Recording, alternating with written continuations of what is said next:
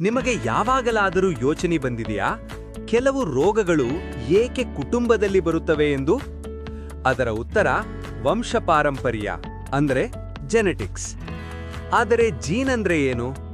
Gene ಅಂದರೆ ನಿಮ್ಮ ದೇಹದೊಳಗಿನ ಒಂದು ಸಣ್ಣ ಸೂಚನೆ. ನೀವು ಈ ಜೀನ್ಗಳನ್ನು ನಿಮ್ಮ ತಾಯಿ ತಂದೆಯಿಂದ ಪಡೆಯುತ್ತೀರಿ.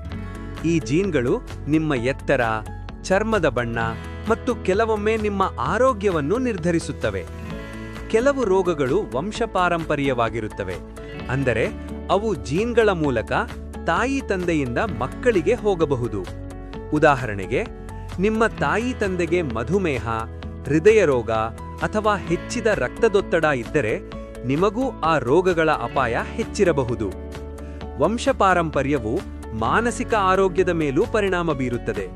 ಡಿಪ್ರೆಷನ್, ಆಂಗ್ಸೈಟಿ ಅಥವಾ ಸ್ಕಿಜೋಫ್ರೇನಿಯಾ ಇಂತಹ ಸಮಸ್ಯೆಗಳು ಜೀನ್ಗಳೊಂದಿಗೆ ಸಂಬಂಧ ಹೊಂದಿರಬಹುದು. ಆದರೆ ಇವು ಜೀನ್ಗಳಿಂದ ಮಾತ್ರ ಉಂಟಾಗುವುದಿಲ್ಲ. ಪರಿಸರ, ಸ್ಟ್ರೆಸ್ ಮತ್ತು ಜೀವನದ ಅನುಭವಗಳು ಕೂಡ ಮುಖ್ಯ ಪಾತ್ರ ವಹಿಸುತ್ತವೆ. ಈಗ ಮುಖ್ಯ ವಿಷಯ ಏನೆಂದರೆ, ವಂಶಪಾರಂಪರ್ಯವೇ ನಿಮ್ಮ ಭವಿಷ್ಯವನ್ನು ನಿಶ್ಚಯಿಸುವುದಿಲ್ಲ. ಕುಟುಂಬದಲ್ಲಿ ರೋಗ ಇದ್ದರೆ ನಿಮಗೂ ಖಂಡಿತ ಬರುತ್ತದೆ ಅನ್ನುವುದಿಲ್ಲ.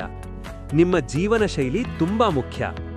ಆರೋಗ್ಯಕರ ಆಹಾರ ಸೇವಿಸುವುದು, ವ್ಯಾಯಾಮ ಮಾಡುವುದು, ಒತ್ತಡವನ್ನು ನಿಯಂತ್ರಿಸುವುದು ಮತ್ತು ಧೂಮಪಾನ, ಮದ್ಯಪಾನ ತಪ್ಪಿಸುವುದರಿಂದ ಅಪಾಯವನ್ನು ಕಡಿಮೆ ಮಾಡಬಹುದು.